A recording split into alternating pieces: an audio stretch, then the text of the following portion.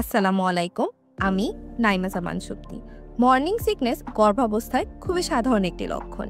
Morning sickness অর্থাৎ সকালে বমি করা কিংবা বমি বমি অনুভব করা প্রায় ৮০% নারী তার গর্ভাবস্থায় অনুভব করে।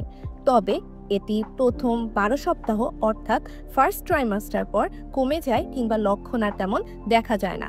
এ অবস্থায় নারী সাধারণত লিকুইড বা এই জাতীয় খাবার গ্রহণ করতে পারেন। হাইপারেমেসিস গ্রাভিডারাম হলো গর্ভাবস্থায় অতিরিক্ত বমি করা, যার কারণে নারীর ওজন কমে যায় কিংবা ডিহাইড্রেশন দেখা দিতে পারে। এর কারণে গর্ভাবস্থায় নারীর দিনে একাধিকবার বমি হতে পারে।